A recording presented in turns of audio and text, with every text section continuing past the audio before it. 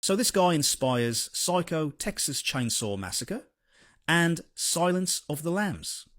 And when you hear what he actually did, you'll understand why. Let me explain. Now, it all starts on an isolated farm in Plainfield, Wisconsin. This kid named Ed Gein is growing up with the worst family you can imagine. His mum, Augusta, she's this fanatically religious woman who constantly preaches about how evil the world is, how all women are sinners and prostitutes. I mean, she's got this iron grip on Ed's entire life. And his dad, alcoholic, who openly hates him. He literally tells Augusta, Ed is nothing like me. He's a little mama's boy, should be wearing a dress instead of coveralls. And Ed's older brother Henry just constantly mocks him, calling him mama's boy over and over. So in 1940, Ed's father dies. And at the funeral, Ed just stands there emotionless, like he doesn't even care. But then, 4 years later, something happens with Henry. They're doing a brush fire on the property, and Ed hits his brother in the head with a rake. Then he rolls Henry's body into the flames and lets the fire burn to cover it up. The sheriff suspects something, but he can't prove it, and now Ed is alone with his mother.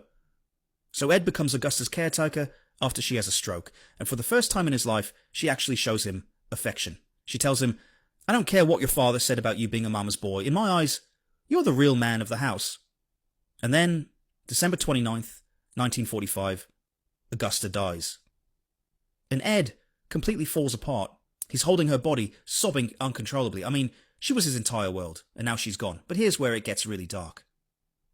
By March 1946, Ed seals off his mother's bedroom like a shrine. And then he takes a shovel to the cemetery, digs up her grave and brings her corpse back to the house. And he treats her body like she's still alive. He's cooking her meals, talking to her every day. But as the body keeps decaying, Ed starts thinking he needs fresh remains to preserve what's left of his mother. And so he starts targeting women who remind him of Augusta. First, there's Mary Hogan. Ed meets her at a market, offers to sell her eggs. When she comes to his farm, he shows her what's in his barn, and when she tries to run, he tackles her, strangles her, and snaps her neck. Then, in November 1957, he goes to the local hardware store and waits for the owner, Bernice Warden, to be alone. He shoots her, loads her body into his truck, and takes her back to his barn. And what Ed does with these bodies is beyond horrific. He's making household items and clothing from human remains, face masks from skin, a suit made from his victim's skin so he could literally wear it, bowls from skulls, a belt made from human nipples. I mean, his farmhouse is like a museum of horror. So when Bernice Warden disappears, Sheriff Archley immediately suspects Ed. They find a sales receipt showing Ed was one of the last people to see her, so the sheriff gets a search warrant and goes to Ed's farm. And when he opens the barn door, his flashlight lands on Bernice's body hanging upside down from the rafters, decapitated and gutted like a deer. They arrest Ed, and he denies everything, says he's being framed.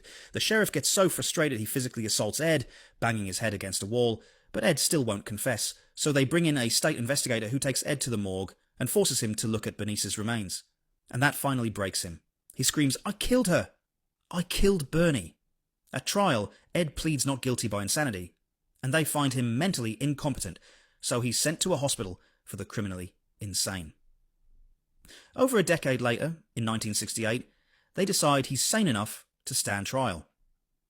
A jury finds him guilty of first-degree murder, but the judge rules he was legally insane at the time, so he's sent back to a mental institution for life. Ed Gein died in 1984 at age 77 in a mental institution.